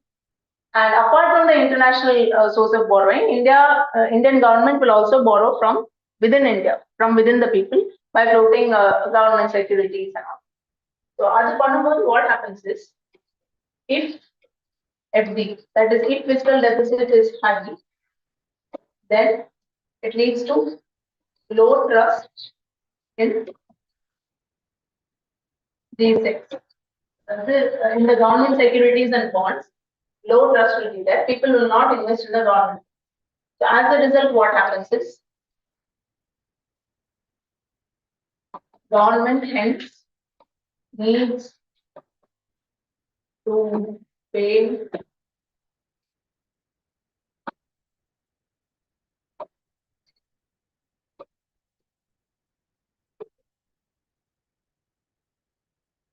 they need to pay higher rate of interest.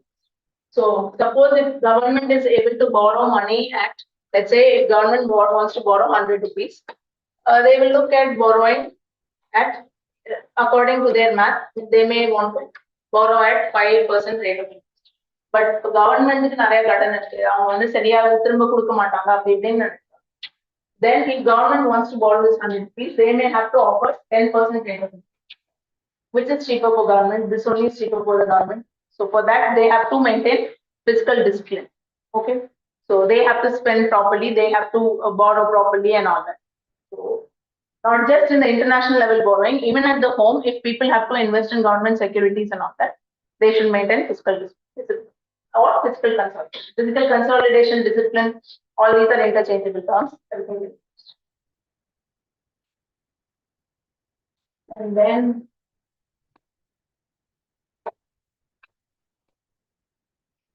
so higher physical deficit leads to more government borrowing from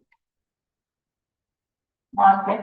So government is having a lot of fiscal deficit, means they'll borrow more from the market. Okay. This leads to actually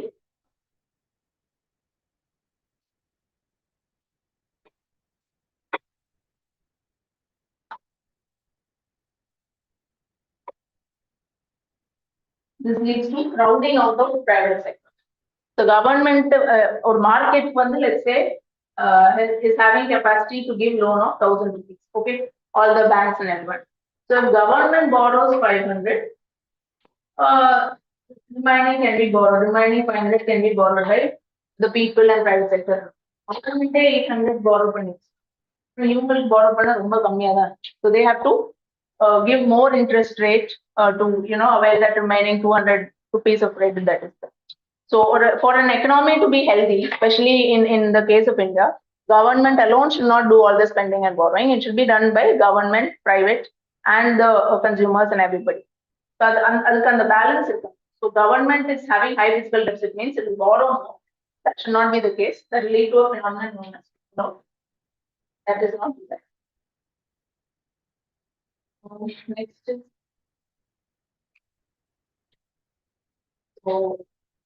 so these are the main reasons why we are actually looking at fiscal consolidation. And how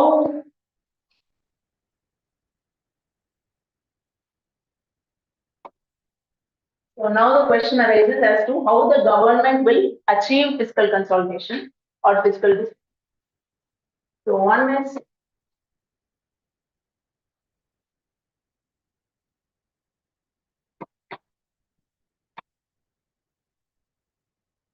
okay, there is data now to prove that government's direct tax,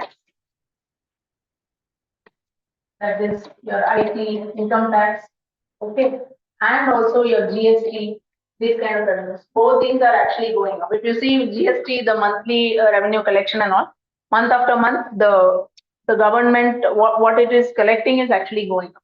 The government is having more revenue. So more revenue means obviously they have money to spend. So the revenue way. So that is a safe way to spend. That is one.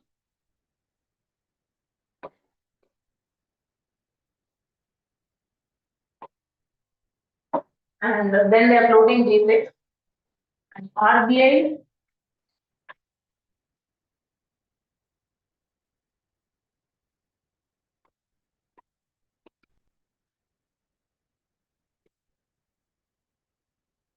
RBI is purchasing this in the secondary market. The government securities will be sold to private, the market players. So RBI will not buy directly. So on the market players, the RBI. Okay, so that is also a way in which government is getting revenue. These are the things actually. These are the main ways in which government is planning to achieve. And now they have also cut down.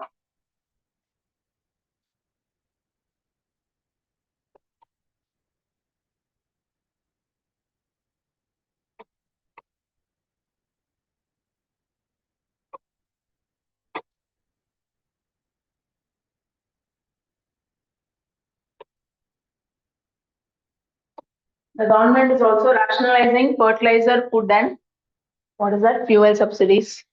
That is also helping.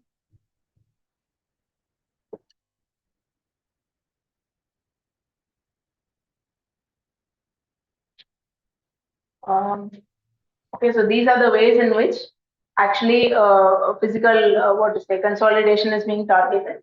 But some of the experts, they have raised certain concerns. They have said that higher tax rate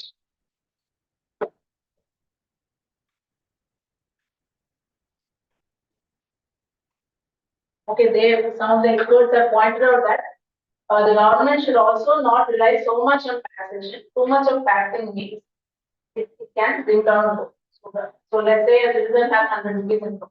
So 20 rupees is paid as tax means he has remaining 80 rupees. 30 is paid as tax means so all the spending capacity for it. Both will. So that has been pointed out by some experts.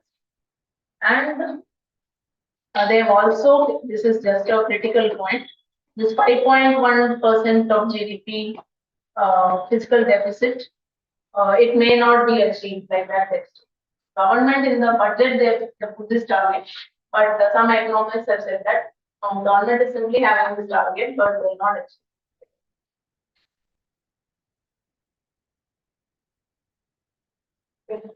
I'm not going much into this. I think Sir will again talk to you next. There repeated, that's why. And other last one is about fiscal.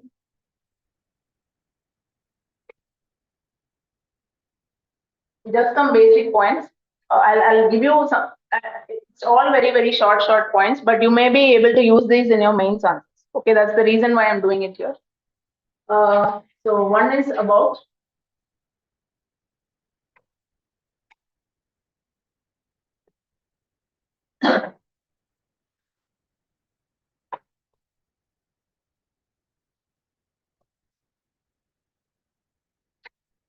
okay, center's reign on financial transfer to state.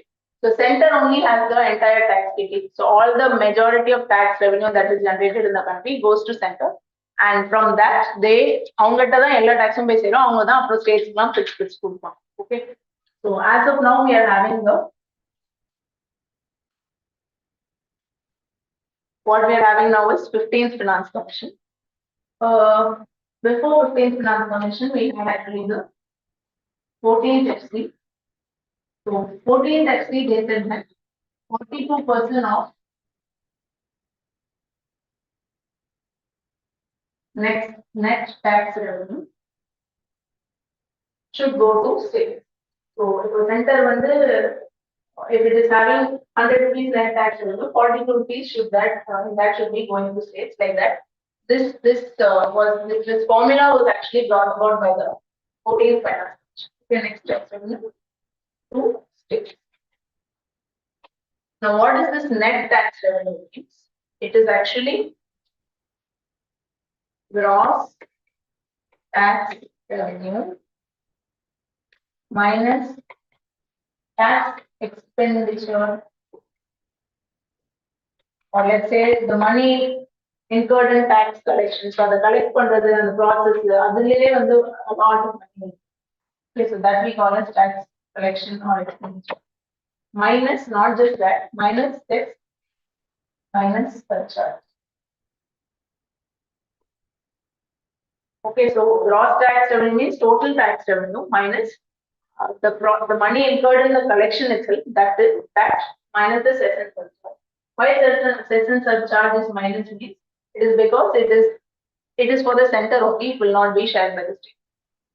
It will not be shared by the state. Cess and surcharge, our center collect பண்றது அவங்களுக்கு. So this is the formula. And your 15th FC has actually stuck to the formula of 14th FC. But they have said 41% of net tax. So they had said 42. Why 41 means Ladakh and Jammu and Kashmir. So the 14th FC was during when Jammu and Kashmir was a state. So இப்போ அவங்க state கிடையாது. So separate state இல்லாததால that 1% reduction. Okay. So this formula you have to know. And then can I change? Next is one more way in which center transfers money to states is one is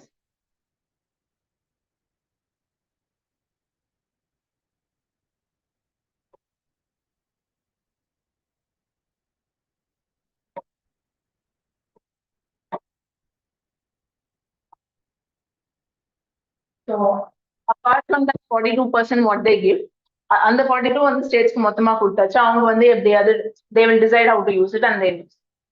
But in the remaining, let's say after giving that 42, center will have other money left, right? So in that also again they give for centrally sponsored schemes and central sectors. So in centrally sponsored schemes, you see the 60-40, 90-10. நம்ம formula பார்த்துப்போம். The center will give 60, state will give 40, center will give 90, state will give 10. So like this kind of transfer also is there. And this kind of transfer, it is actually a conditional transfer.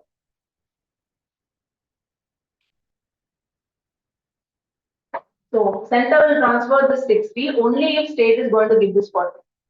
So let's say I'm not sure which scheme is under place. That's why I don't want to give example. Some random scheme. On the scheme implement பண்ண 60 center கொடுக்கணும்னா the state should be willing to give 40. If the state is saying no, I'm not in a position to give 40 means center will actually not give the 60. So the author has actually said that this may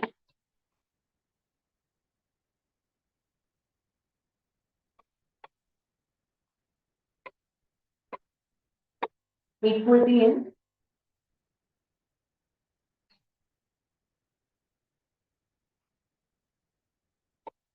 okay, so author is saying that this may affect equity in money transfer. Yeah, equity affect ஆகுது அப்படின்னு சொல்றாங்கன்னா since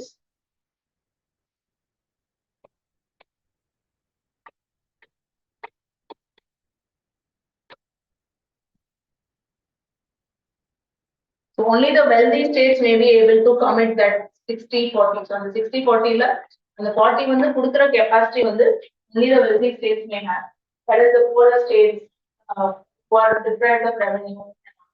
They may not be in a position to give that 40. So அவங்களால அந்த 40 கொடுக்க முடியலன்னா they cannot benefit from it. If the 60 வாங்க first அவங்களுக்கு 40 கொடுக்குற capacity. But this author who spoke on this matter, but he has said that this may create a disparity between states. Wealthy states க்கு அளவு கொடுக்க முடியும், poorer states க்கு கொடுக்க முடியாது. So how are we going to address that? Like that is. And in central sector scheme, 100% by. So they will decide the implementation. They will decide how to go about it. So this is 100% by center. But the author actually is saying that physical autonomy is lacking. So that is his point. Okay, he's saying this 42% and all is not enough. And nowadays, center is doing more and more of cess and surcharge. So on the mariye nariya taxes are collect pani, they are keeping it with themselves. So he is saying that the center share in cess and surcharge should reduce. And this 42% itself, he's saying that this number itself is not enough. It should be more than that. Like that, he has criticized. Okay, that criticism is there. Then he has mentioned this criticism. So all these points he's spoken about. Okay, so he has criticized the center a lot. He is saying from physical federalism we are going towards destructive federalism, and we are destroying the autonomy of states and fiscal areas. But all that you don't need. Just have these ideas. And the last one is that Kerala tax issue recently. Again, it is related to fiscal federalism. So Kerala, what it is facing is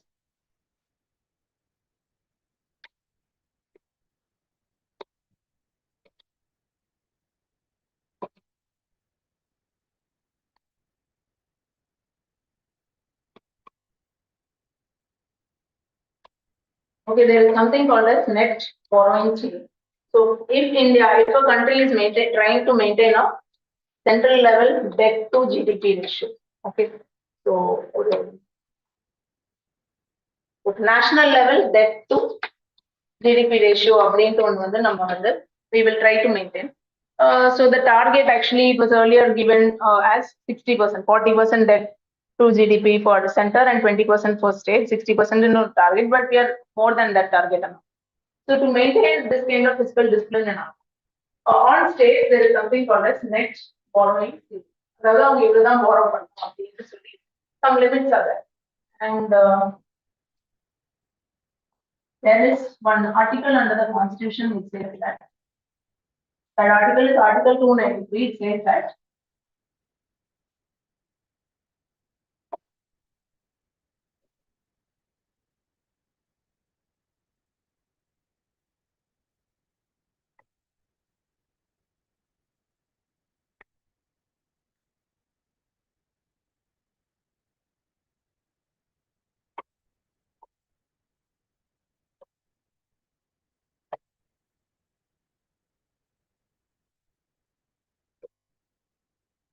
okay.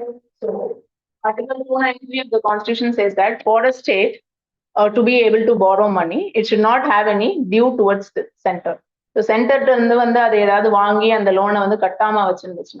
they will not be allowed to borrow from the market. So if they have to be allowed to borrow from the market, they should not have any due pending with the center. Okay, that has been stated by this article of the Constitution. Yes. And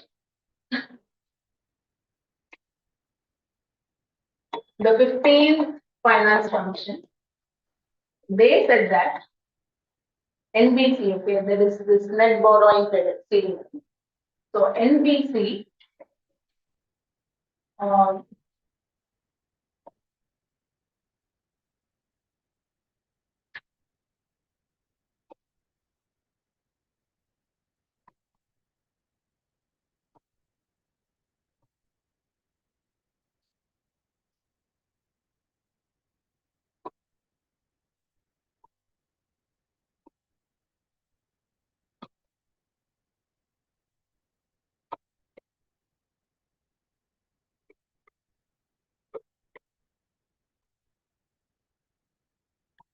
net borrowing ceiling-ங்கிறது வந்து அந்த ceiling இப்போ ஒரு Kerala state வந்து 100 rupees borrow பண்ணலாம்னு சொன்னா அது Kerala கவர்மெண்டால borrow பண்ண முடியற பணம், ஓகேயா?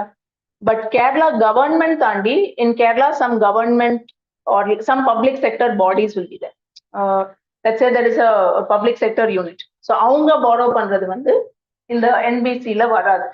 Constitutionally also it will not come. And even the 15th Finance Commission has stated that whatever the government borrows only will count as state debt, whereas the money which is borrowed by state public sector enterprise.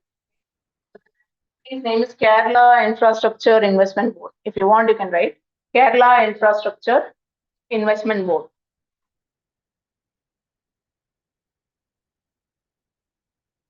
Okay. So that body, they do some borrowing from the market to do some infrastructure works in Kerala.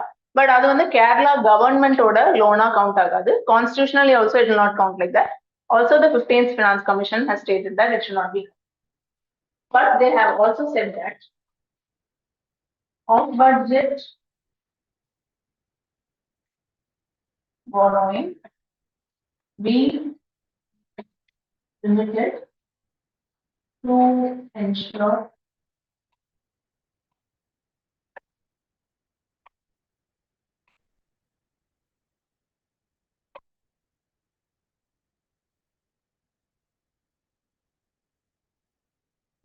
physical sustainability and transparency.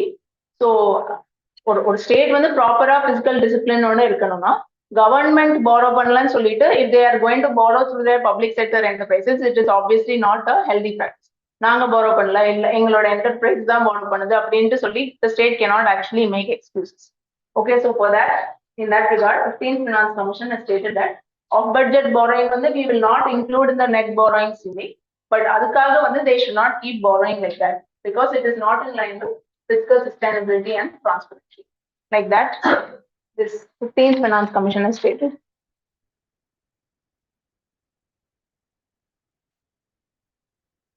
Okay. And you can link all of this to the fact that India has to maintain a debt to GDP ratio. So if the state public sector enterprise also keeps on borrowing, it can ultimately be unhealthy. So public sector enterprise alla வந்து திரும்ப கொடுக்க முடியலனா from the state budget only allocations have to be made. So if the allocations are made like that, the debt to GDP ratio will be, so that is not sustainable. So it is, which is again physical discipline, which is against fiscal consolidation. அப்புறம் அந்த FRBM targets அப்படின்ட்டு ஒன்று இருக்குல்ல, so அதெல்லாம் வந்து breach ஆயிடும். அப்புறம் international level there India will be under the lens. So in the country with a high debt to GDP, so we should not give any credit to them. Like that money will be created. So all this is being stated. And also there is a need to note that Kerala is a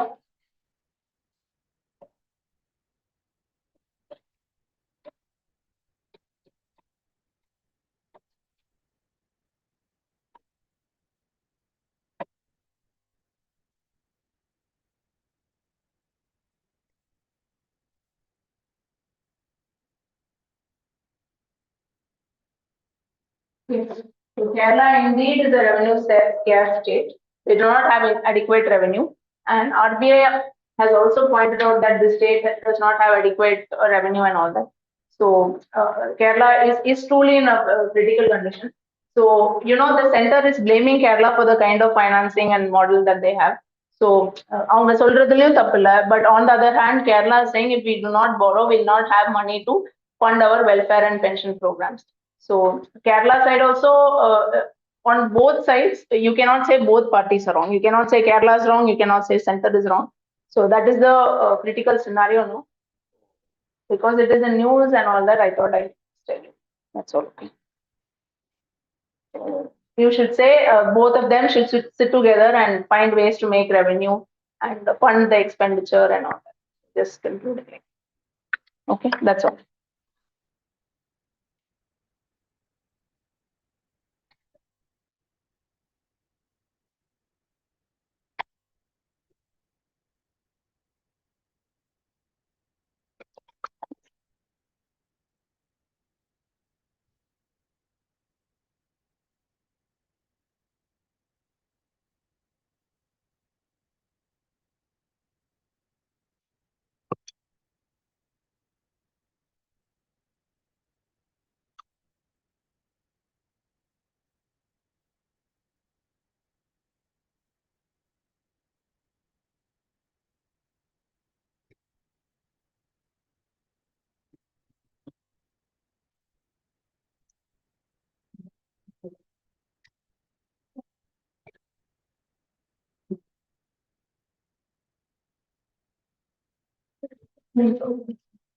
What is this? Actually, நான் படிச்சேன் எனக்கே புரியல. எனக்கு இதெல்லாம் புரியாது actually. அதெல்லாம் எனக்கு இதுல இந்த மாதிரி புரியாதெல்லாம் நான் விட்டுருவேன். நான்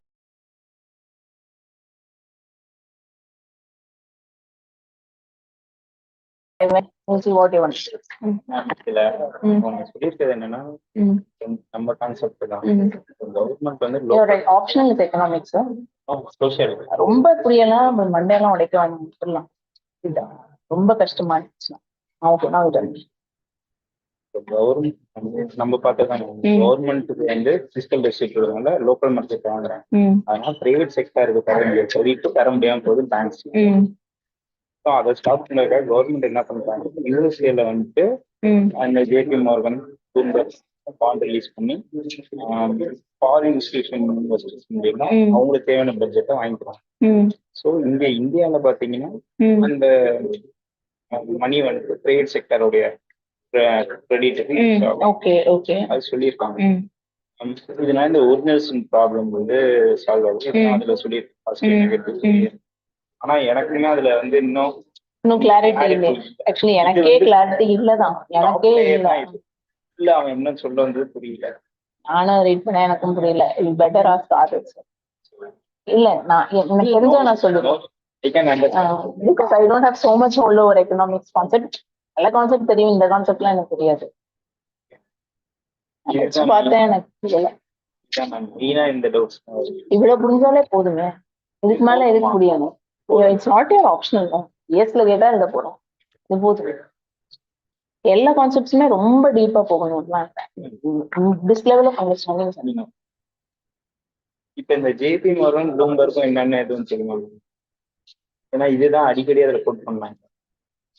நானா இது எனக்கு தெரிஞ்சது வந்து இந்த இவங்க ஒரு எக்கனாமிக் ரிசர்ச் இன்ஸ்டிடியூட். இவங்க அப்ப இவங்களும் அந்த மாதிரி தான் இருக்கும். இவங்க நிறைய ஸ்டடிஸ் எல்லாம் பண்ணி நிறைய இப்போ இ வெஹிக்கிள்ஸ் எல்லாம் எப்படி டேக் ஆஃப் ஆகும் அந்த மாதிரிலாம் இவங்க டேட்டா நான் படிச்சிருக்கேன். இந்த research institute they'll collect data. நிறைய கேட்கணும்னு நிறைய கேட்கணும்னு நினைப்பேன். அது மறந்துடுவேன் நோட்ஸ்ல. Okay, text also not. Sure. I don't know whether you are in busy. That's why I'm not texting.